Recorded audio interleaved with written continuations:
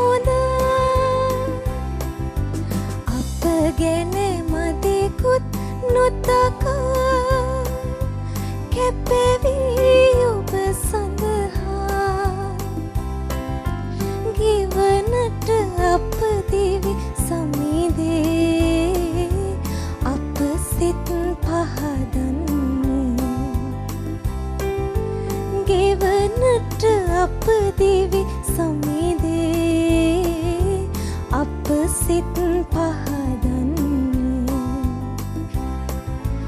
අප සිත් පහදන්නේ අප සිත් පහදන්නේ.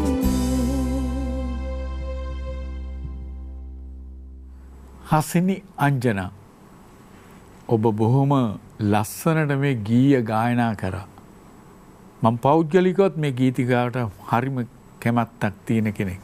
මොකද විශේෂයෙන් අපේ ගායනා කණ්ඩායම් වල මොකක් හරි රැස්වීමක් තියෙන වෙලාවට මොකක් හරි ඒගොල්ලන්ගේ මේ වැඩසටහනක් කරන්න එනකොට මම මුලින්ම ගායනා කරන්න කියන්නේත් මේ ගීතිකාව. මොකද හරි කැපවීම පිළිබඳ මේකේ තියෙන මහා පුදුම දෙයක් මේක ඇතුලේ. අපිට ඒක විස්තර කරලා කියන්න බෑ. ඉතින් ඒ නිසා මේ ඔබගේ ගීයේ බොහොම ලස්සනට තැන්වලදී ඒ වේරියේෂන්ස් හරි ලස්සනට ගායනා කරා. ඉතින් අර වෙන කාලයක මීට පෙරත් ඔබ ගායනා කරපු කාලෙත් ඒ ගී වලට හරි සාධාරණයක් කළා.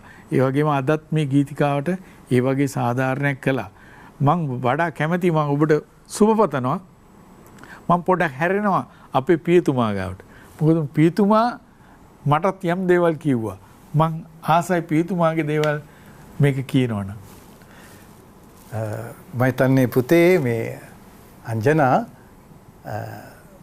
ඔයාගේ හිනාව තුළ ඔයාගේ අධ්‍යාත්මයක් කියවෙනවා. ඒ කියන්නේ මොනතරම් සේවයට කැමතිද කියලා. දැන් මේ ගීයේ මේ ගීතිකාවේ තියෙන විශේෂත්වය තමයි පුතේ මොසෙස් පෙරේරා මහිපාණන්ගේ වචන ටිකක් බලන්න. අප ගැන මදකුත් නොතකා. දැන් මේ අප ගැන තමයි මේ ගැන කියලා කියන්නේ. හේතුව තමයි සිංහල භාෂාවේ තියෙනවා ඇකාරය කියලා එකක්. මේ ඇකාරයෙන් ලස්සනක් ඇති කරනවා යම් කිසි රසයක් එක්ක.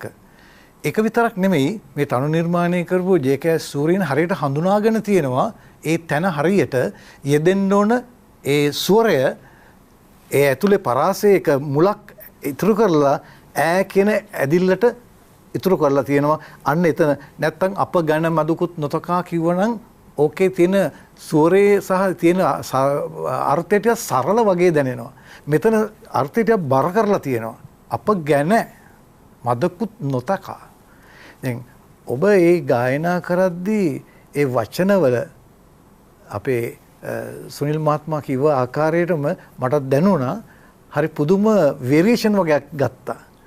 ඒක ඒ මොඩියුලේෂන්ස් කියලා අපි කියනවා වොයිස් මොඩියුලේෂන්ස් කියලා කියනවා. එපත් නැත්නම් ඒ ස්වරවල යම්කිසි රිද්ම රටාවක් එක්ක මින් කිරීමක් කරන්න පුළුවන්. ඒ කොටස් ටික ඔබ හඳුනාගෙන තියෙනවා මීට කලින් ගායනා කරන්න කලින් මේ ගීතිකාව. ඉතින් මට විශ්වාසයක් තියෙනවා ඔබ ගායනා කණ්ඩායමක ඉන්නවා කියලා දේවස්ථානයේ වෙන්න පුළුවන්. ඉතින් ඒ හුරුව තමයි මෙතන පෙන්වුවේ. ඒකට මම කව සන්තෝෂයි. ස්තුතියි ඔබට ජෙසු පිහිටයි. ජෙසු පිහිටයි.